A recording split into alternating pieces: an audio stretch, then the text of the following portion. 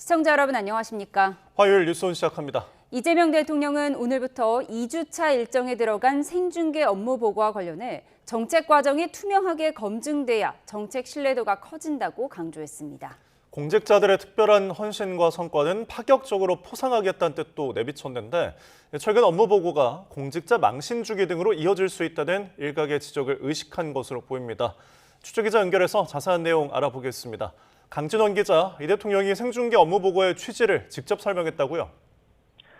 네, 그렇습니다. 이재명 대통령은 오늘 2주차 업무 보고를 받기에 앞서 정부 세종청사에서 국무회의를 주재했습니다. 이 자리에서 이 대통령은 부처별 업무 보고의 모든 내용을 사상 처음으로 전부 공개하기로 한 배경을 설명했습니다. 정책 과정을 투명하게 검증해야 집단 지성이 모이고 이를 통해 정책에 대한 신뢰도를 키울 수 있다고 강조했습니다. 한마디로 국민을 국정 운영의 중심이 두겠다는 약속을 제대로 지키기 위해 택한 방법 가운데 하나가 바로 생중계 업무 보고란 의미입니다. 이 대통령은 그러면서 공직자들의 사기를 북돋우는 발언도 이어갔습니다. 공무원 입장에선 새로운 방식에 익숙하지 않을 수 있고 예년 같은 형태가 편할 수 있다며 생중계 업무 보고에 대한 이해를 당부했습니다.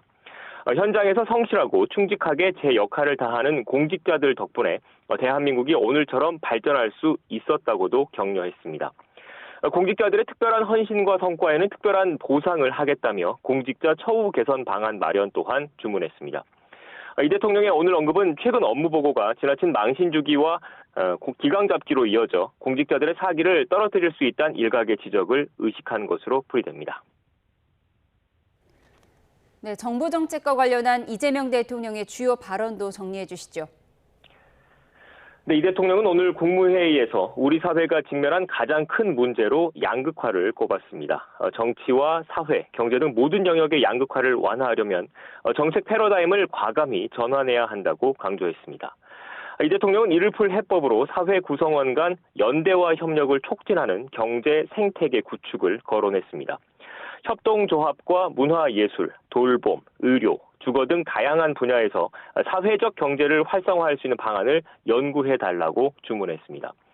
과거 성남시장 시절 청소 대행업체를 선정할 때 관행에 따르지 않고 사회적 기업과 계약했던 일화도 소개했습니다.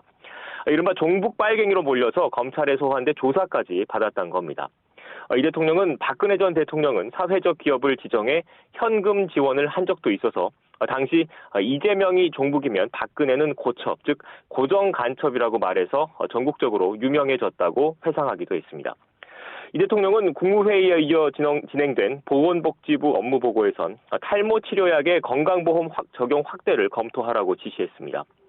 예전엔 미용 문제라고 봤던 탈모를 요즘은 생존의 문제로 받아들이는 것 같다는 건데요.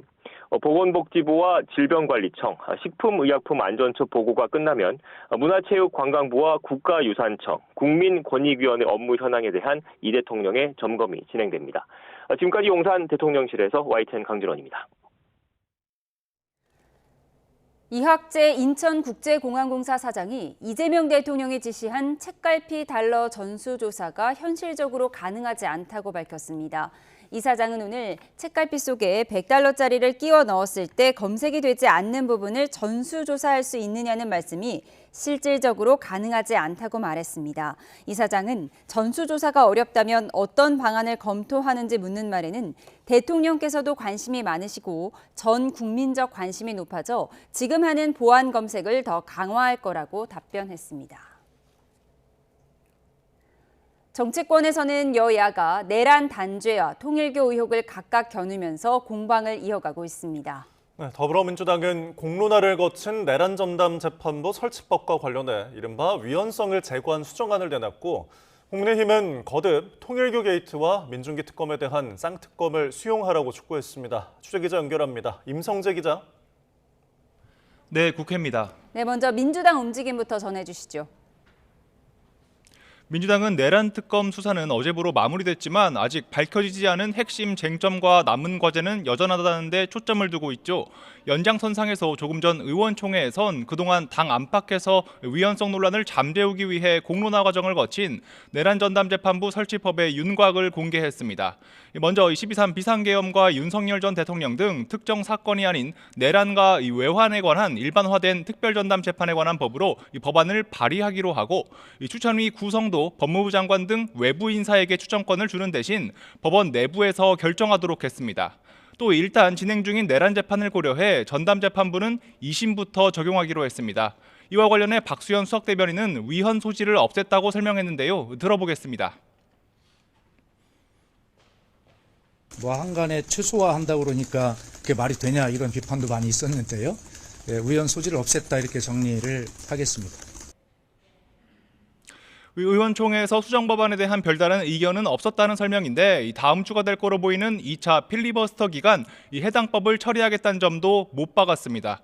최종 당론으로 추인 절차를 마친 건 아니라고 언급했지만 추가로 큰 이견이 표출되지 않는 한 이번 논의 틀 안에서 최종 결론이 날 거로 예상됩니다. 의총에선 또 3대 특검의 미진한 부분을 다루는 2차 종합특검에 대한 논의도 이뤄졌는데요. 박 수석 대변인은 당은 3대 특검에서 어떤 부분이 미진했는지 리스트업을 마쳤고 향후 당정대 조율 과정도 거칠 거라고 말했습니다. 2차 특검 역시 점점 추진 분위기가 무르익고 있는데 다만 원내에선 물리적으로 연내 처리는 어려울 것으로 보고 있습니다. 반면 국민의힘은 통일교 특검 관철에 사활을 거는 분위기죠. 국민의힘은 민주당을 향해 이 참담한 실패로 끝난 내란머리를 이제 멈추고 이 통일교 게이트와 민중기 특검에 대한 이른바 쌍특검을 즉각 수용하라고 촉구하고 있습니다. 송원석 원내대표는 원내대책회의에서 이 통일교와 민주당의 검은 커넥션이 매일 새롭게 드러나고 있다고 주장했습니다. 그러면서 이미 2개 특검 발의 준비를 마쳤다며 이 대략적인 내용까지 공개했는데요. 이 대통령이 속하지 않은 교섭단체가 이 후보자를 추천하도록 하고 이 대통령이 기한 안에 임명 절차를 이행하지 않으면 특검을 임명하는 거로 간주하겠다고 설명했습니다. 또 특검법 추진에 공조하고 있는 개혁신당을 비롯한 야당과 곧바로 협의에 들어갈 거라고도 강조했습니다. 이 관련 발언 들어보겠습니다. 전재수 전 장관이 통일교 행사에 최소 7차례 접촉했다는 사실이 사진과 함께 보도되었습니다. 통일교 게이트 특검을 통해서 그 진상을 명명백백하게 아울러 대장동 사건, 항소 포기 사건 국정조사까지 민주당이 이 특검 1국조를 받아들여야 한다고 이 대여 공세 수위를 최대치로 끌어올렸습니다. 여당이 검토하는 2차 종합특검에 대해선 날선 비판을 이어갔습니다. 송원석 원내대표는 2차 특검의 의도는 국정 난맥상과 이른바 명청 갈등을 덮고 내년 지선에 이용하려는 저열한 술수라고 맹비난했습니다. 정의용 사무총장도 여당이 추진하는 특검은 필수고 야당이 요구하는 특검은 공세냐고 민주당에 따져 물었습니다. 네, 그런가 하면 국회 과방위에서는 김종철 초대 방미통일위원장 후보자의 청문회가 열리고 있죠.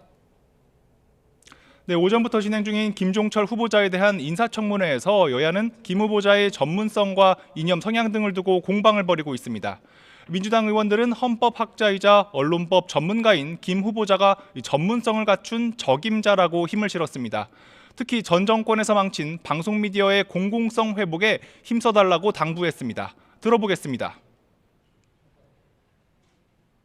윤석열 정권 때 국민을 위한 공공의 방송이 아니라 권력의 나팔수로 전락시켰습니다.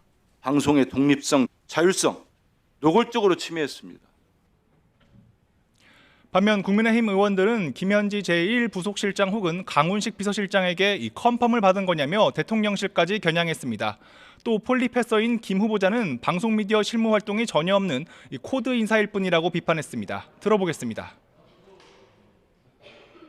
정치적 집단에 의해서 객관성을 잃어버린다든가 또는 편중된 어떤 의견을 이야기한다든가 그로 인해서 자리에 가면 그게 폴리패스예요. 지금까지 국회에서 YTN 임성재입니다. 내란 특검이 기소한 윤석열 전 대통령의 체포방해 혐의 재판 선고가 다음 달 16일에 열립니다. 김건희 특검팀은 김건희 씨 계좌 관리인으로 알려진 이종호 전 블랙펄 인베스트먼트 대표에게 징역 4년을 구형했습니다. 취재기자 연결해 들어보겠습니다. 임혜진 기자. 네, 서울중앙지방법원입니다. 네, 윤 전 대통령에 대한 첫 선고 기일이 정해졌다고요? 네, 내란 특검이 기소한 윤석열 전 대통령의 특수 공무집행 방해 혐의 등의 사건 1심 판결이 다음 달 나옵니다. 재판부는 오늘 특검법에 따라 공소제기일부터 6개월 이내에 선고해야 한다며 내년 1월 16일을 선고 기일로 지정했습니다. 윤 전 대통령은 현재 내란 우두머리 혐의부터 일반 이적죄 등 3곳에서 재판을 받고 있는데 체포방해 혐의 사건이 첫 선고가 될 가능성이 보입니다. 재판부는 금요일인 오는 19일 최상목 전 경제부총리와 이상민 전 행정안전부 장관에 대한 증인신문과 추가 증거에 대한 조사를 진행하고 오는 26일에는 변론을 종결한다는 계획입니다. 지난 2월 가장 먼저 시작한 내란 우두머리 혐의 재판은 계획대로 절차가 진행된다면 내년 2월에 선고가 나올 거로 전망됩니다. 다만 윤 전 대통령은 직접 발언권을 얻어 재판의 전제가 되는 심리 결과를 고려하는 게 마땅하지 않겠느냐며 내란 재판 선고 뒤에 선고해야 한다는 취지의 주장을 했는데요. 이에 대해 재판부는 사건 검토 중 다른 쟁점에 대한 심리가 필요하면 일정이 변경될 가능성이 전혀 없지는 않다고 여지를 뒀습니다. 네, 김건희 특검은 이종호 씨에게 징역 4년을 구형했다고요? 네, 특검은 오늘 이 전 대표의 변호사법 위반 혐의 결심 공판에서 징역 4년을 선고해달라고 재판부에 요청했습니다. 범행 이후 휴대전화를 부수고 한강에 버리며 증거를 숨기려 했고 법원에 허위 알리바이를 제출해 기망했다며 구형 이유를 설명했습니다. 또 수사 단계에서 법정에 이르기까지 허위 주장으로 일관했고 진정한 반성을 하지 않았다고 덧붙였습니다. 이 전 대표는 최후 진술을 통해 자신의 가벼운 행동으로 사회에 큰 무리를 빚어 진심으로 죄송하다고 말했습니다. 그러면서 김건희 씨에게 수표로 3억 원을 전달한 사실이 있다고 밝히는 등 특검 수사에 협조해왔다는 주장도 내놨는데요. 이에 관련해 특검은 언론 공지를 통해 해당 진술이 김건희 씨의 도이치모터스 주가 조작 재판에서 김 씨가 주가 조작 공범임을 입증하는 간접 증거로 제출됐다고 부연했습니다. 이 전 대표의 선고 기일은 내년 2월 13일에 열립니다. 네, 그런가 하면 통일교 정교유착 의혹의 정점으로 꼽히는 한학자 총재 재판도 열리고 있죠. 네, 정치자금법 위반 혐의로 기소된 한학자 총재와 윤영호 전 세계본부장 등의 3차 공판 기일이 오전부터 진행되고 있습니다. 방청원 통일교 교인들로 본 법정은 물론 중개 법정까지 인파가 가득 찼습니다. 오늘 재판에는 통일교에서 정치권 접촉을 맡아온 거로 알려진 이현영 전 천주평화연합 한국회장이 증인으로 나왔는데요. 이 전 회장은 통일교가 20대 대선 당시 거대 야당 후보 모두에게 접근했었다고 하면서도 이는 윤영호 전 본부장의 주도로 이뤄진 거라고 증언했습니다. 이에 피고인으로 나온 윤 전 본부장은 자신은 한 총재의 그림자로서 절대 복종했다며 응당 한 총재의 지시로 이뤄진 거라고 반박했습니다. 오후에는 국민의힘 쪼개기 후원 의혹과 관련해 통일교 지역교구 관계자들에 대한 증인신문이 이뤄지고 있습니다. 여인영 전 방첩사령관은 추가 구속신문이 진행되고 있죠.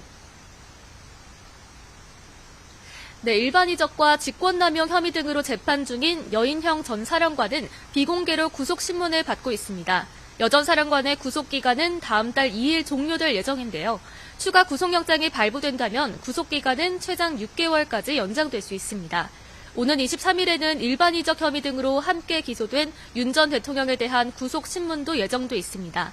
구속 취소 넉 달 전인 지난 7월 내란 특검에 의해 재구속된 윤 전 대통령은 다음 달 18일 구속기한 만료를 앞두고 있습니다. 지금까지 서울중앙지방법원에서 YTN 임혜진입니다. 통일교 의혹을 수사하는 경찰이 김건희 특검을 대상으로 이틀째 압수수색을 이어가고 있습니다. 내일은 서울구치소에서 한학자 총재에 대한 접견 조사를 진행할 예정인데 수사를 본격화하는 모습입니다. 현장에 취재기자 나가 있습니다. 송수연 기자. 네, 경찰청 국가수사본부에 나와 있습니다. 네, 또 다른 통일교 의혹 사건을 넘겨받은 경찰이 김건희 특검을 압수수색하고 있다고요? 네, 경찰은 오늘 오전 10시부터 김건희 특검 사무실에 대해 이틀에 걸친 압수수색을 진행하고 있습니다. 경찰은 확보할 자료가 방대한 만큼 어제에 이어 오늘도 압수수색을 벌이고 있다고 설명했습니다. 앞서 경찰 특별전담 수사팀은 어제 통일교 시설과 피의자 자택 등 10여 곳을 대상으로 15시간에 걸쳐 첫 강제 수사를 진행했습니다. 압수수색은 오늘 새벽에야 종료됐는데 교단 성지로 불리는 천정궁과 서울본부 등 통일교 핵심 시설도 수사 대상이었습니다. 경찰은 한학자 통일교 총재와 윤영호 전 세계본부장이 수감된 서울구치소에 대해서도 압수수색을 벌였습니다. 통일교 측으로부터 금품을 받았다는 의혹과 관련해 피의자로 입건된 전재수 전 해수부 장관, 임종성 전 더불어민주당 의원, 김규환 전 미래통합당 의원도 압수수색 대상이었습니다. 이 과정에서 전재수 의원실에 대한 압수수색은 국회 사무처와 협의하는 등 절차를 거치다가 2시간가량 늦게 시작돼 논란이 되기도 했습니다. 한학자 총재에 대한 접견 조사 계획도 있다고요? 네, 경찰은 내일 서울구치소에서 한학자 통일교 총재를 접견 조사할 예정인 것으로 YTN 취재 결과 확인됐습니다. 앞서 경찰은 어제 서울구치소를 압수수색하면서 한 차례 한 총재 접견을 시도했지만 무산된 것으로 전해졌습니다. 경찰이 압수수색 영장에 한 총재와 윤 전 본부장을 금품 공여자로 적시한 만큼 관련 정황을 조사하기 위한 것으로 보입니다. 이들은 전재수 의원에게 현금 2천만 원과 불가리 시계 1개를 건네고 임종성 전 의원과 김규환 전 의원에게도 수천만 원을 건넸다는 의혹을 받고 있습니다. 경찰은 전 의원에 대한 압수수색 영장에 정치자금법 위반을 죄명으로 적시하고 범죄 사실에는 뇌물수수 의혹도 포함했습니다. 최근 윤 전 본부장이 자신은 정치인들을 만난 적도 없다고 진술을 번복한 가운데 경찰이 한 총재를 상대로 직접 사실관계를 확인하려 할 것으로 보이는 만큼 정치권 로비 의혹의 실체가 드러날지 주목됩니다. 지금까지 경찰청 국가수사본부에서 YTN 송수연입니다.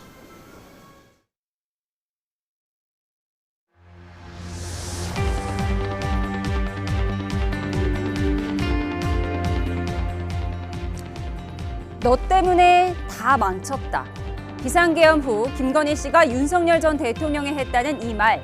특검은 김건희 씨가 계엄에 직접 관여하지 않은 정황이라고 봤습니다. 하지만 이런 내용은 특검이 발표할 사안이 아니다. 특검의 분석을 신뢰할 수 없다는 등 정치권 해석은 분분합니다. 그 갑론을박의 목소리로 오늘 정치원 시작하겠습니다. 굳이 수사 결과 발표하는데 들어가야 될 부분인가? 저는 그게 굉장히 정치적인 어떤 자극적인 내용이라고 보고요. 너 때문에 망했다는 게 내가 계엄을 몰랐는데 네가 계엄을 해서 망했다는 건지 아니면 계엄을 하려면 제대로 했어야 되는데 그걸 못해서 망했다는 건지 알 수가 없어요. 근데 점수로 따지면 51점. 윤석열 씨가 계속해서 김건희는 몰랐다라고 계속 얘기했잖아요. 얘기를 했죠. 예. 저는 뭔가 실드를 쳤다라는 느낌이 듭니다. 부부싸움을 통해서 너 때문에 망쳤다라고 얘기했는데 예. 그거를 이 상황을 전혀 몰랐다는 사람이 그렇게 얘기를 할 수 있었을까? 아이고 여사는 개입 안 돼 있는 것 같아요. 둘이 싸웠어요. 뭐 이렇게 얘기하면 싸웠어요. 이 말 한마디로 종결한다는 것도 사실 수사를 제 상식에는 납득이 잘 안 가거든요. 그건 어제 왜 삼겹살 먹었냐, 배고팠던 것이 동기로 보인다, 뭐 이런 거거든요. 네, 민주당 홍익표 전 원내대표, 국민의힘 김성태 전 원내대표와 함께하겠습니다. 어서 오세요. 예. 네, 어제 11분간의 조은석 내란 특검의 최종 수사 결과 발표가 있었는데요. 전체적으로 만족할 만한 성과가 있었다고 보십니까? 글쎄요, 어려운 수사라는 거는 10분 이해하지만 전체적으로 좋은 평가는 못 받는 것 같습니다. 야당으로부터는 정책 편파성이라든지 또는 일부 그 강압적인 부분이 있다 이런 등등의 비판을 받고 있는 것 같고, 도리어 여당으로부터도 좋은 점수를 못 받는 것 같아요. 그러니까 수사가 어떤 본질에 좀 더 다가가지 못했다는 측면, 그리고 국정원 관련된 내용이라든지 또는 그 외환 관련된 수사, 즉 그 북한의 평양에 무인기 보냈던 문제, 그다음에 기타 관련자들에 대한 확실한 그 해명 등이 잘 안 이루어지지 않으면서 이 특검의 수사가 여당으로부터도 썩 좋은 점수를 못 받고 있는 것 아니냐. 물론 이번 수사 자체가 그 사건의 특성상 굉장히 내밀하기 때문에 증거보다는 그 진술이나 증언에 의존할 수밖에 없다 보니까 좀 약간 어려움 겪었던 건 사실입니다만 전체적으로 그런 과정에서 너무 진술에 의존한 것 자체가 수사의 방향을 조금 제대로 갈피를 못 잡은 것 아니냐 이런 지적이 나오는 것 같습니다. 네, 너무 진술에 의존했다라는 말씀을 주셨는데 어제 사실 특검 수사 결과 발표에서 윤 전 대통령 부부의 부부싸움이 화제가 됐습니다. 네. 김건희 씨가 계엄 후에 윤 전 대통령에게 너 때문에 다 망쳤다 이 말을 한 것으로 미루어 김건희 씨는 직접 계엄에 관여하지 않은 것으로 보인다 이런 결론을 낸 거예요. 그러니까 충분하게 그런 뭐 발언을 했을 개연성은 크다고 봅니다. 평소 이 두 사람 부부 관계나 또 윤석열 전 대통령이 뭐 대통령 되기 이전에 또 관계가 뭐 여러 행태를 통해서 많은 뭐 언론 보도 유튜브에 다 이게 뭐 나와 있지만은 아마 김건희 여사가 저 이야기를 한 것은 그때 그러니까 작년이죠. 작년에 당 내적으로도 김건희 여사의 도이치모터스 주가 조작 사건을 비롯한 국정에 개입하는 그런 여러 가지 국정 운영의 난맥상이 여기서 발생된다는 그 문제점을 가지고 여러 형태로 사실상 김건희 여사 이러시면 안 된다. 또 이런 뭐 여러 가지 내용을 또 윤석열 대통령에게도 뭐 전달한 경로가 있었어요. 뭐 그런 측면에서 이제 윤석열 전 대통령은 뭐 경로를 한 그런 입장이었지만은 김건희 여사 본인은 당 내적으로도 이게 언제까지 자신을 갖다 보호해 줄 것이냐 그런 위기 속에서 지냈다 해도 과언이 아니거든요. 그렇기 때문에 특히 이제 한동훈 당대표 입장에서 여러 번 그런 내용을 직간접적으로 전달했어요. 그러니까 그럴 때마다 불안했죠. 그러니 차라리 내가 털고 가야 된다. 그러니까 김건희 여사 측근 인사들도 이걸 털고 가야 된다. 대통령 현직 시절에 털어봤자 이건 뭐 집행유예만 받으면 되는 게 아니겠느냐. 뭐 이런 김건희 여사에게 그렇게 이야기한 사람들도 있었어요. 저는 당신 때문에 망했다는 것은 내가 이런 부분을 내가 털고 갈 수도 있는데 굳이 이것 때문에 비상계엄까지 해가지고 이렇게 쉽게 말하면 힘들어지고 권력마저 내놓느냐 그런 측면에서 아마 좀 비판 아니겠냐 이런 생각이에요. 예. 윤 전 대통령의 내란 우두머리 혐의 재판에서도 윤 전 대통령이 한동훈 전 대표를 언급하며 배신당했다고 했다는 증언이 나왔는데요. 먼저 듣고 와서 대담 이어가겠습니다.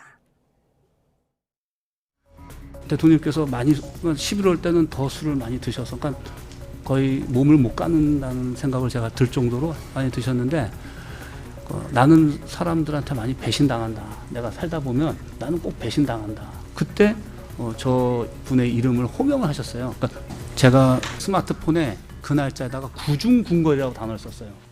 혼자 오다가 뭐냐면 사람이 고립돼 있으면 소통이 안 되면 오해도 하고 의심하는구나.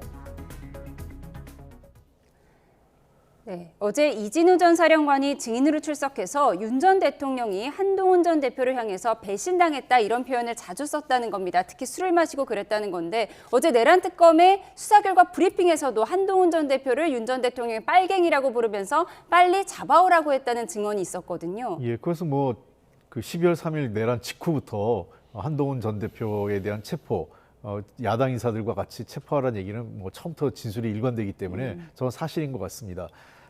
저는 좀 놀라운 것은 이진우 그 전 수방사령관의 진술 중에서 만취했다, 몸을 못 가는다라는 부분인데요.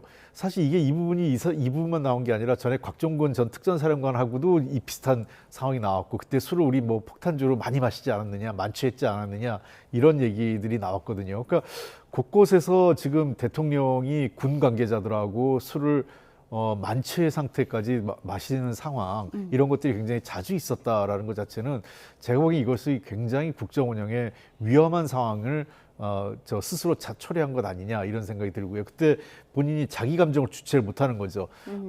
되게 그 최고 지도자 그 대통령쯤 되는 지위에 있으면 속내를 드러내질 잘 않습니다. 왜냐하면 본인의 속내를 드러냈을 경우 그것이 밑으로 갈 때는 점점 더 크게 확산되거든요. 예를 들면 나 저 사람 별로 마음에 안 들어 하면 거의 그 사람을 내쫓는 상황으로 가는 게 일반적으로 권력의 저 행태 아니겠습니까? 그런 측면에서 그 어떤 특정인에 대한 얘기는 상당히 조심스럽고 경계해야 되는 상황인데 뭐 배신자, 뭐 나쁜 놈, 총살시키겠다, 뭐 이런 얘기들을 서슴없이 어떤 특정인에 대해서 반복했다라는 것은 제가 보기에는 모르겠어요. 한동훈 대표만 그랬을지 다른 뭐 진짜 이재명 당시 민주당 대표에게도 그런 말이 있었는지 잘 모르겠습니다만 자신의 감정을 주체할 수 없고 그런 상황에서 어떤 만취 상태가 반복되는 것 자체가 제가 보기에는 국정 최고 책임자로서는 정말 해서는 안 될 행태를 보였던 것 아닌가 싶습니다. 그러니까 윤 전 대통령의 도를 넘은 취중 진담이었다 이렇게 보신 것 같습니다. 그러면서 어제 이진우 전 사령관이 구중궁궐에 살면 사람이 저렇게 오해를 할 수도 있겠구나 이런 생각을 자신이 수첩에 담았다는 거예요?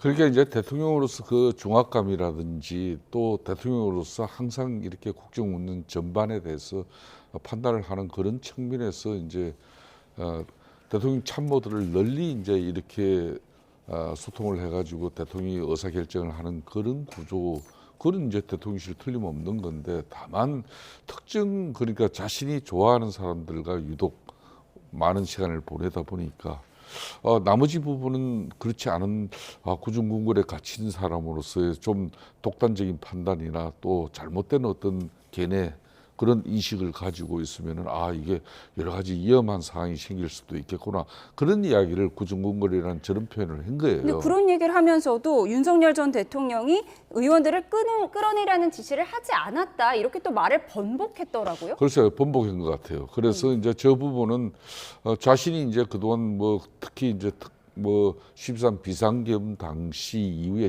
직후에 얼마 되지 않아서 받는 수사에서는 자신도 경안이 없어가지고 그 내용을 정확하게 이제 뭐 파악하고 인식하고 이렇게 이제 진술을 한 게 아니다.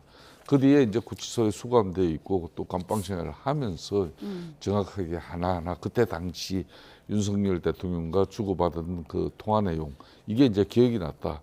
그렇게 이제 정확하게 쭉 이렇게 뭐 문장으로 연결은 되지 않지만은 뭐 그래도 뭐 내명이라든지 부분 하여튼 뭐 진술이 번복되는 사유는 본인의 뜻이니까 그건 어떤 연유에서 저런 진술의 변화를 가져왔는지 그건 알 수가 없죠. 예, 알겠습니다. 다음 키워드에서 이 특검 이야기 이어가도록 하겠습니다. 다음 키워드 열어주시죠. 물음의 무게와 저열한 술수. 어제 특검의 수사 결과 발표 뒤 여당은 남은 물음의 무게가 가볍지 않다며 2차 종합특검이 필요하다고 역설했고 야당은 저열한 술수라며 통일교 특검을 받으라고 맞받았습니다. 들어보시죠. 아직 남은 과제도 분명합니다. 내란의 기획과 지휘 구조, 윗선 개입 여부 등 핵심 쟁점 가운데 밝혀지지 않은 부분이 있습니다. 국민들께서 과연 여기까지가 전부인가 묻는 것도 당연합니다. 그 물음의 무게를 민주당은 결코 가볍게 보지 않습니다. 내란몰이 야당 탄압 특검을 연장해서 국정 난맥상과 명청 갈등을 덮고 내년 지방선거에 이용하려는 저열한 술수입니다. 우리 국민의힘은 2개의 특검법 준비를 마쳤습니다. 수사 대상은 통일교 민주당 불법 금품 수수 의혹, 민중기 특검의 수사 은폐 조작 의혹, 대통령 한학자 회동 및 로비 의혹. 네, 들으신 것처럼 민주당은 기존의 3대 특검을 이어갈 2차 종합특검을 추진하겠다. 통일교 특검은 받지 않겠다. 지금 이런 입장입니다. 홍익표 의원님께서도 앞서 내란 특검의 수사 결과 좀 미진했다라고 말씀을 하셨잖아요. 어느 부분이 남은 과제가 되는 건가요? 여러 가지 부분이 있는데 아직도 내란의 동기는 확실치 않습니다. 그러니까 그 특검도 그냥 해석을 했을 뿐이에요. 어제는 이제 권력 독점을 위해 그랬다. 권력 독점에 사실상 해석인데 구체적인 증언이나 진술이나 또는 어떤 자료로서 그 증거로서 이걸 입증하지는 않았어요. 그렇기 때문에 여전히 이 내란의 동기가 김건희 씨 그 사법적인 문제와 관련이 있는 거 아니냐라는 얘기가 계속 흘러나오는 이유는 이 동기가 불분명한 사안 중에 하나고요. 그다음에 안가 모임 4명에 대해서 기소가 일부 이루어졌지만 이 안가 모임 4인 회동에 대해서도 확실하게, 즉 제일 중요한 것은 초기에 기획 단계하고 이후에 이것을 수습하고 소위 그 불법성을 은폐하거나 또는 그 정당성을 만들기 위한 일련의 과정들에 대한 수사가 명확히 이루어지지 않았다 이렇게 보고요. 또 하나는 국정원 관련 문제도 좀 명확치 않습니다. 물론 국정원장 당시 조태용 국정원장이 구속은 돼 있습니다만 국정원이 어떻게 조직적으로 개입됐는지는 아직 정확하게 그 수사 결과가 나오지 않았던 상태고, 앞서 말씀드렸던 것처럼 대통령실 관련 여부, 그러니까 현재 비서실장 외에는 나머지 뭐 그 안보실 관계자도 아무도 기소가 되지 않았기 때문에 대통령실 관여 여부나 어떤 그 인지 여부, 그다음에 특히 평양 무인기 관련돼서 외환 개입, 외환과 관련된 대통령의 지시 여부나 군 내의 협조나 개입 여부 등이 이거는 아직까지 굉장히 미진한 수사로 남아 있고 필요한 수사가 아닌가 생각을 합니다. 예, 이러한 이유 때문에 민주당에서는 기존의 3대 특검을 이어갈 2차 종합특검이 필요하다고 하는데,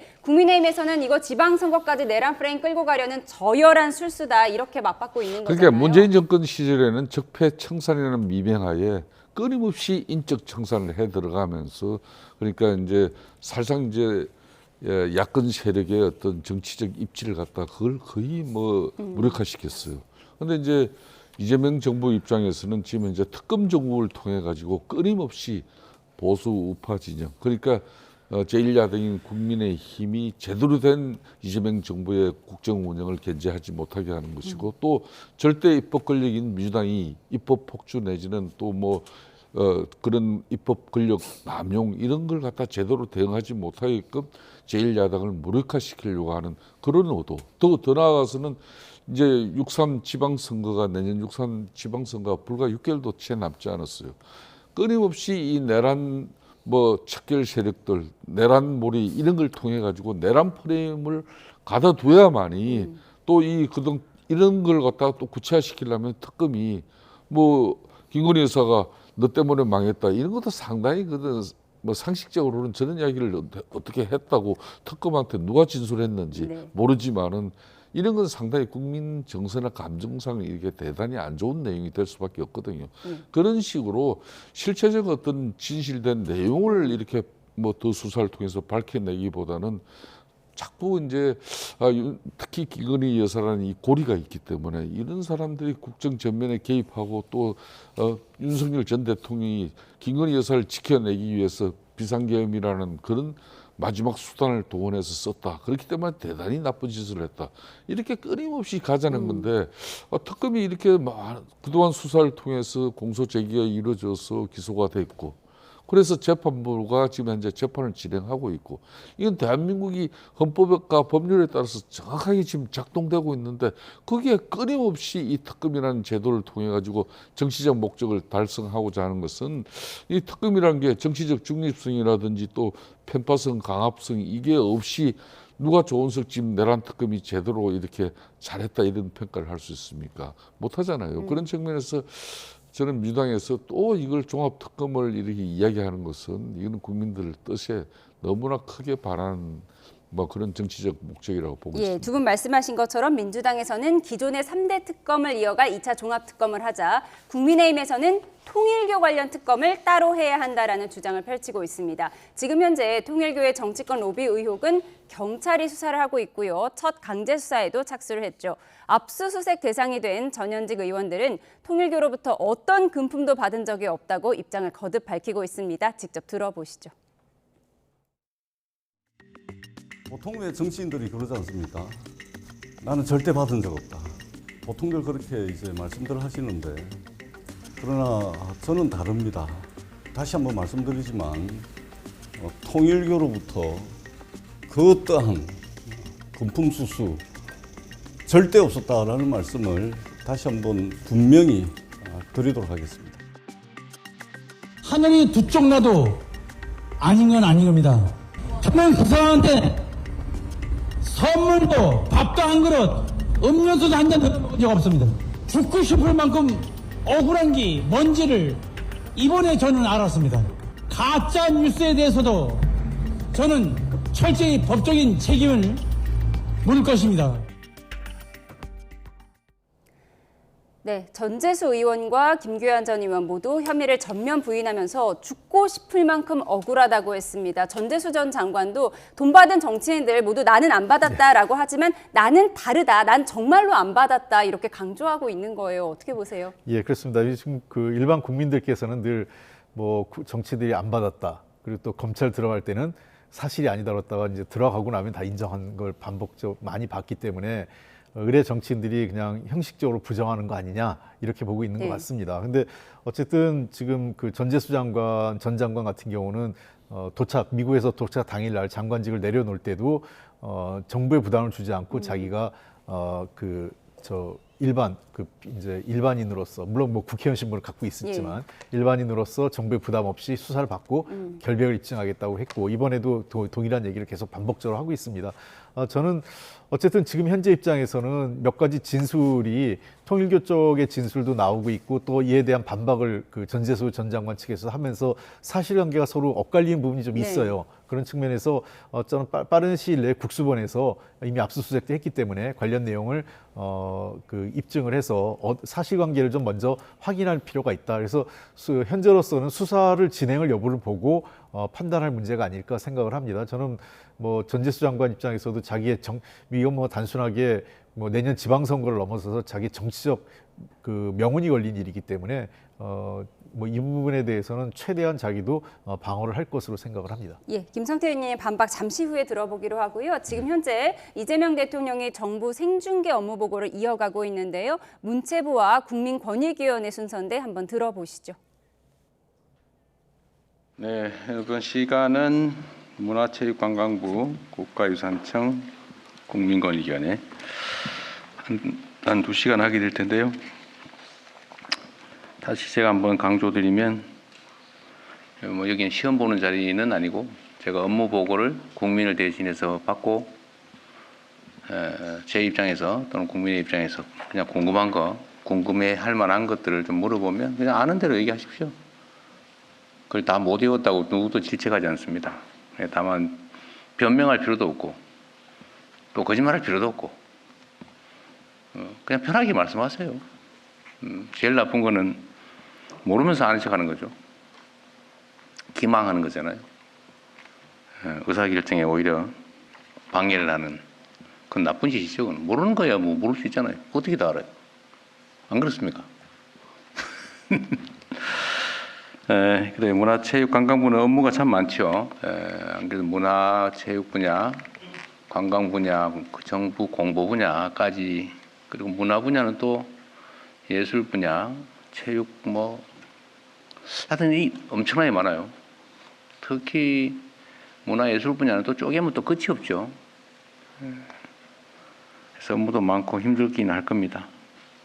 그러나 한편으로 보면 대한민국이 이제 문화 강국으로 소위 이제 K-팝에서 K-컬처 문화로 광범위하게 전 세계적인 각광을 받는 시대가 오는 것 같습니다.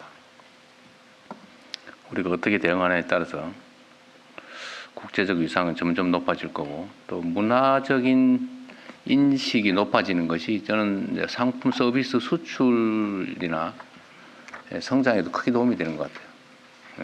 개별 상품을 아무리 선전해도 의심하는데 그냥 그 나라 또 그 회사 그 사람들이 좋으면 그냥 좋아지는 거죠. 그런 면에서 문화는 대한민국의 국가적인 위상을 올리는 일이기도 하지만 또 한편으로는 실리적으로 볼 때도 경제 산업 발전에 아주 핵심적인 한 요소다라는 생각이 듭니다. 그리고 이 문화예술 분야는 또 사실은 종사자들이 가난하다는 특성이 있죠. 이게 뭐 돈 되는 일도 사실은 아니고 그중에 뭐 일부는 또 각광을 받긴 하지만 압도적 다수는 그러지 못한 게 또 현실입니다. 그러나 문화예술은 또 한편으로는 공적 기능이 있어요. 그냥 개인적인 삶으로 끝나는 게 아니고 공공 영역에 영향을 미치고 사람들의 삶을 풍요롭게 풍족하게 만들죠. 그런 공적 기능도 있기 때문에 정부 영역의 지원이 정말로 중요합니다. 그리고 이 지원도 무슨 대규모로 엄청난 걸 하는 것도 중요하겠지만 정말 관심이죠. 제가 보기에는 아주 세세하게 정말 구석구석 지원하되 간섭하지 않으면서도 지원을 좀 최대한 하고 또 공감해주고 용기를 갖게 하는 게 정말 중요하다는 생각이 듭니다.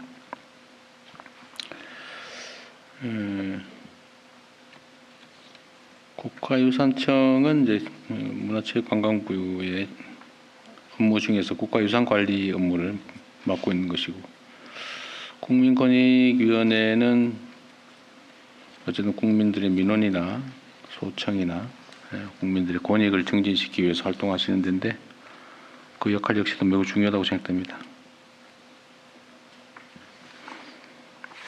그리고 체육계에도 이따가 한번 말씀을 드리긴 할 텐데 어쨌든 체육 분야의 발전도 정말로 중요하죠. 근데 그 구성원들 사이에 어쨌든 위계적 그 관습 뭐 이런 것 때문에 폭력 문제나 또 도덕 문제들이 상당히 많이 제기되는 측면이 있습니다. 지원도 하되 또 각 조직단체들이 민주적으로 투명하게 공정하게 운영될 수 있도록 또 구성원들이 공정한 혜택을 누릴 수 있게 하는 것도 중요한 일일 것 같습니다. 자, 이제 보고를 시작할까요? 네. 이어서 부처 업무 보고를 진행하겠습니다. 이번 업무 보고는 총 2개의 세션으로 진행될 예정입니다. 문화체육관광부 업무 보고 생중계로 진행된 업무 보고 전해드렸습니다. 저희는 두 분과의 대담 이어가도록 하겠습니다. 앞서 전재수 전 장관 등이나 절대 금품 수수 받지 않았다 해명하는 장면 보여드렸습니다. 지금 국민의힘에서는 이 통일교 특검 민주당이 받아야 한다 강하게 주장하고 있지만 민주당이 쉽게 받을 것 같지 않거든요. 그래서 지금 정치권 일각에서는 지금 장동혁 지도부 뭐하냐, 김성태 선배님 배워서 예전에 단식해서 드루킹특검 얻어냈던 김성태 의원님 배워라 이런 얘기도 나오더라고요. 그럼 뭐 일간에서 뭐 그런 비유를 하고 이제 지도부를 압박하는 뭐 그런 뭐 정치 패널들의 일부 뭐 이야기는 있을 수 있지만은 뭐 그때 정치적 상황이나 또 지금 상황은 또 다르니까. 예, 결국은 과거 드루킹 특검을 얻어내기 위해서 단식하셨던 모습 저희가 이렇게 준비했습니다. 예, 저 때가 아마 단식 8일 9일 차인가 그랬는데 홍영표, 안민석 의원 등이 이제 방문해 주셨죠. 아, 거지도 산 거지네요. 저 때 또 뭐 제가 좀 목을 또 이렇게 가격을 예, 당해가지고 좀 안 좋은 상태였었는데. 뭐 하여튼 저는 지금의 이런 정치가 저 때는 그래도 아무리 격한 대치를 하더라도 대화의 타협을 끝까지 놓지는 않았어요. 그렇기 때문에 특검이 이루어지고 또 저도 이제 또 대화 타협 속에서 그 오랜 이제 뭐 보편적 복지자 뭐냐 뭐 이래 선택적 복지자가 아동수당 같은 거 뭐 대륙 행정 관리 비용이 더 많이 드는 거 이런 걸 없애주고 뭐 이래 하면서 많은 변화도 이제 만들어냈는데 지금 같은 경우는 저는 특히 이제 이 대장동 항소 포기 사건이라든지 이번 통일교 이제 이런 금품 살포에 어느 한 정치 쪽만 해당이 되지는 않고 있는 문제지 않습니까? 그럼 여야가 다 문제가 된다면 그러면은 이런 거야말로 특검 대상이 되는 거죠. 예. 그렇게 해서 특히 민중기 특검이 지난 8월달 윤용호 전 통일교 본부장으로부터 이 진술에 의해 가지고 그러면은 당시 집권당이었던 권성동 원내대표를 포함해서 추경호 원내대표 이런 사람들이 수사를 받고 또 구속 수감된 사람도 있고 예. 당사도 압수수색 당했는데 왜 한쪽에 그러니까 지금 민주당 같은 경우는 의원들은 해당 사항에 대해서 제대로 된 수사를 하지 않았는지 이런 부분에 대해서는 국민적 공분과 형평성의 문제가 분명히 있는 것이거든요. 그렇기 때문에 이런 거는 정치적으로 여간에 합의해가지고 뭐 저는 특검 외에는 별로 방법이 없다고 생각하는데 경찰들이 저걸 특검도 뭐 저렇게 미온적으로 손 놓은 사건을 갖다가 네. 경찰이 얼마나 적극적으로 해가지고 저 실체적 진실을 다 밝혀낼지 대단히 의문스러워요. 예, 만약에 국민의힘 인사들이 과거 김성태 의원님처럼 저렇게 단식하면 통일교 특검 받을 수 있습니까? 사실 지금 민주당에서 2차 종합특검은 하자고 하면서 통일교 특검은 경찰 수사 지켜보자 이런 것이 맞지 않는다라는 지적도 있거든요. 근데 이렇게 보면 될 것 같아요. 첫째는 사안의 무게가 다릅니다. 첫째는 그러니까 내란 같은 그 관련 사건에 대해서는 실제로 검찰도 일부 관여된 내용들이 있었지 않습니까? 그렇기 때문에 검찰 스스로도 당시 검찰총장이나 그 일부 검찰 관계자들도 조사를 받은 상황이었기 때문에 이것은 특검을 하는 게 불가피한 국가적 중대사안 사항이었기 때문에 이거하고 지금 통일교 문제를 그대로 비교할 수는 없다 이렇게 보고요. 두 번째 통일교 문제 관련돼서는 지금 민주당 내 일각에서도 사실은 뭐 그 못 받을 이유도 없다 이렇게 얘기하는 분들도 제법 예. 있어요. 왜냐하면 이 자체는 여야가 지금 다 걸려 있는 상황이고 굳이 뭐 민주당 입장에서 특히나 제가 보건대는 이재명 정부는 더더군다나 지금 출범한 지 얼마 안 되고 이재명 대통령과 소위 친명이라고 하는 사람들이 그 당내 비주류였기 때문에 로비 대상도 거의 아니라고 좀 봐요. 그런 측면에서 이재명 대통령 입장에서는 이것을 굳이 뭐 그 회피하거나 이럴 이유도 없다라는 게 그 소위 그 친명 쪽 일각에서 나오는 얘기입니다. 정면 돌파론이 나오는 얘기죠. 그런 측면에서 이거는 좀 더 상황을 국민 여론이나 1차적으로 요 세 분에 대한 조사 내용을 좀 지켜볼 것 같아요. 지켜보고도 지켜봤을 때 뭔가 경찰의 수사 상황이 좀 미진하다 싶으면은 특검으로 갈 그 가능성은 열려 있다고 좀 봅니다. 예, 여러 가지 특검 이야기 해봤습니다. 다른 주제 살펴보겠습니다. 지난주에 시작된 정부 부처의 생중계 업무 보고 오늘부터 다시 이어져서 앞서 보여드리기도 했는데요. 이재명 대통령이 지난주 업무 보고에서 가장 준비가 잘 된 사례로 꼽은 분야도 있습니다. 영상으로 보고 오시죠.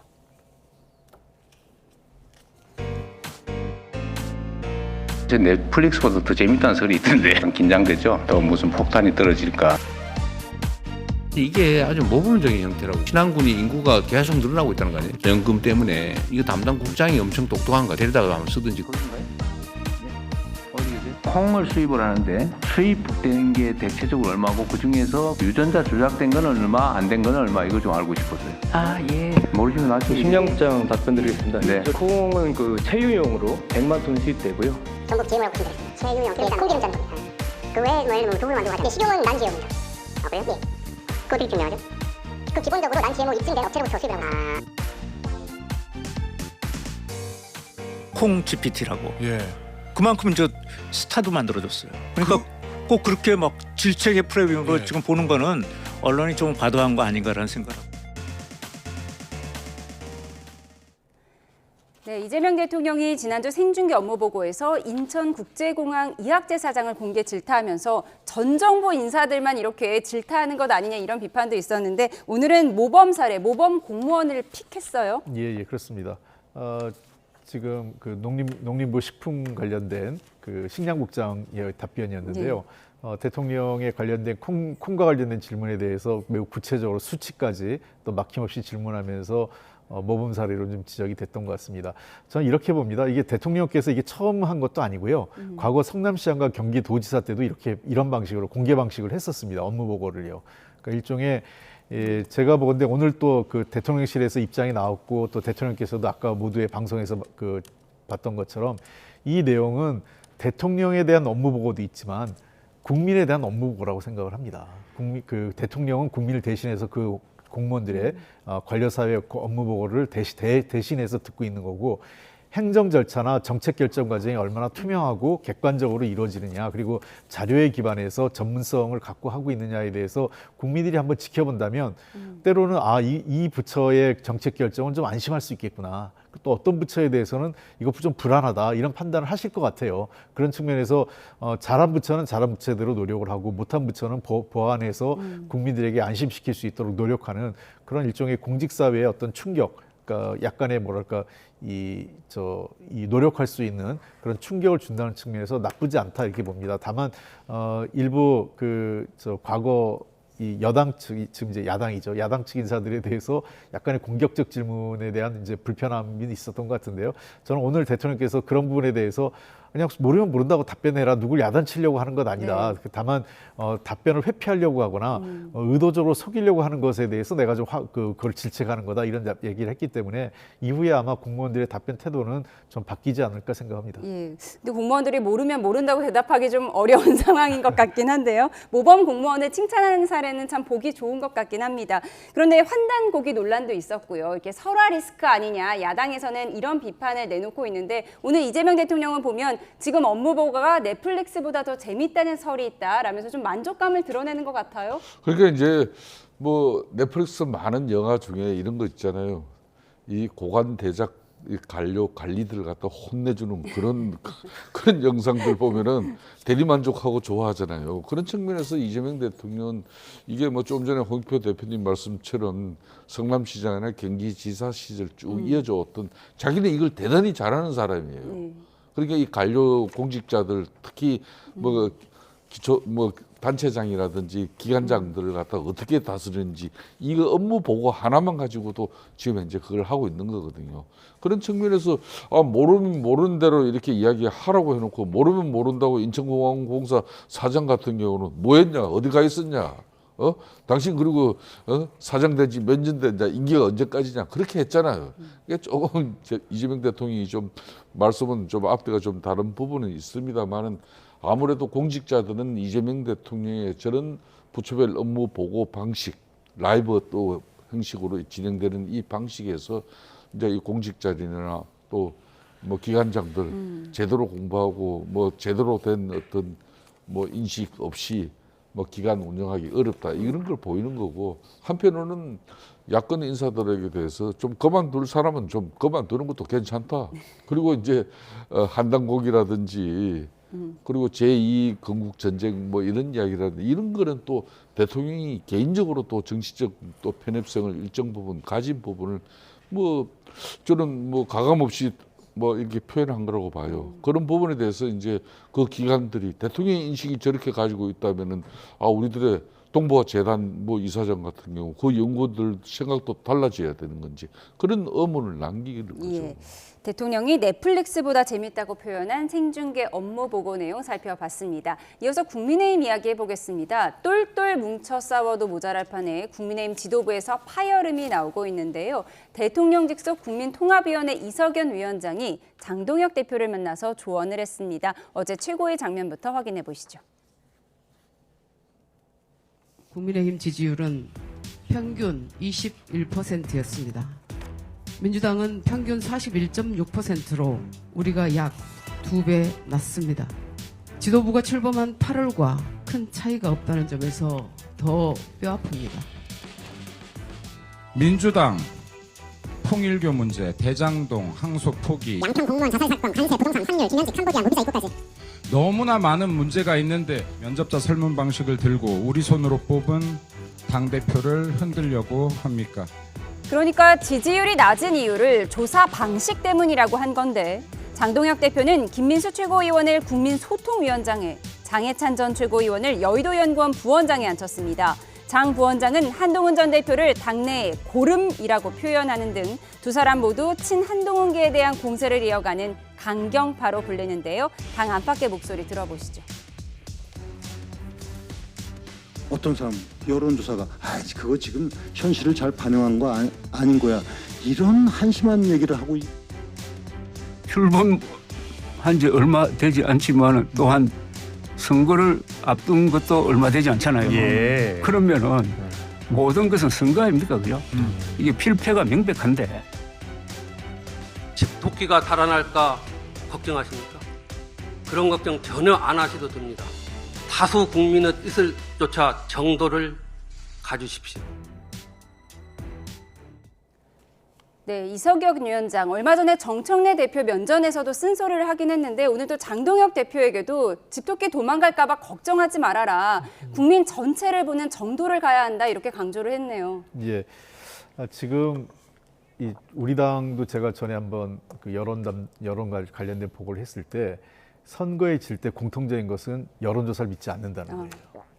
그러니까 여론조사보다는 현장에서는 그렇지 않은데 뭐 이런 등등의 지지자들 중심의 그 정세 인식을 했을 때, 그러니까 어떤 그 현실을 객관적이고 과학적으로 받아들이지 않을 때 나타나는 현상이 주관적 오류에 빠지게 되는 거죠. 지금 전형적으로 지금 국민의힘에서 그렇게 나오는 것 같습니다. 그래서 우리는 지지율이 만만치 않아. 조사만 제대로 하면 민주당과 국민의힘은 비슷할 거야라고 생각을 하는 것들이 제가 보기에는 주관적 오류에 빠져 있는 것 아니냐. 물론 맞습니다. 그분들 얘기가 일정 정도 맞을 수도 있지만 지금 현재 국민의힘 입장에서는 연거푸 그 두 번의 큰 선거를 패배하지 않았습니까? 2024년 4월에 국회의원 선거에서 압도적으로 민주당에게 패배했고요. 그다음에 뒤이어진 탄핵과 대통령 선거에서도 정권을 내줬어요. 예. 그렇다면은 큰 선거에 두 번 졌으면 뭔가 자신들이 혁신하고 바뀌어야 된다, 이런 문제의식을 가져야 되는데 그런 부분에 대해서는 좀 아쉽다 생각을 합니다.